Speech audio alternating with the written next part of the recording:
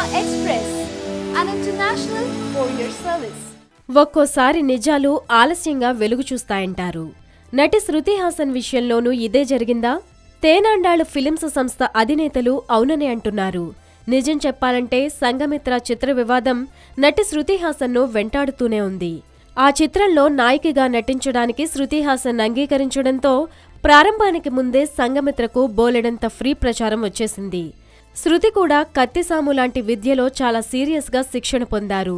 అలాంటిది అనూహ్యంగా చిత్రం నుంచి వైదొలుగుతున్నట్టు వెల్లడించడంతో పాటు తనకు ఫుల్ స్క్రిప్ట్ ఇవ్వలేదని, కాల్ షీట్స్ డీటెయిల్స్ చెప్పలేదంటూ ఆరోపణలు చేయడం సంచలనంగా మారింది. అయితే చిత్రవర్గాల తరపు మాత్రం తమ చిత్రంలో శృతి హాసన్ నటించడం లేదు అని మాత్రమే వెల్లడించారు. దీంతో నిజాలేమైయుంటాయన్న ఆసక్తి చిత్రవర్గాల్లోనూ అభిమానుల్లోనూ పెరిగిపోయింది. కొందరైతే నిర్మాతల వైపే తప్పు ఉందేమో అనుకున్నారు. కాగా ఈ వ్యవహారం సద్దుమణుగుతోందనుకుంటున్న తరుణంలో తేనాండాళ్ ఫిలిమ్స్ సంస్థ శృతికి షాక్ ఇచ్చింది. తాజాగా ఆ సంస్థ అధినేతల్లో ఒకరైన హేమ రుక్మిణి శృతి హాసన్ వివాదంలో కుండబద్దలు కొట్టారు. శృతి హాసన్ సంఘమిత్ర చిత్రం నుంచి వైదొలగలేదని, ఆమెతో కలిసి పనిచేయలేని పరిస్థితుల్లో తామే తొలగించామని వెల్లడించారు. ఈ విషయం తాజాగా సోషల్ మీడియాలో వైరల్ అవుతోంది. మరి ఈ అంశంపై శృతి హాసన్ ఎలా స్పందిస్తారో చూడాలి.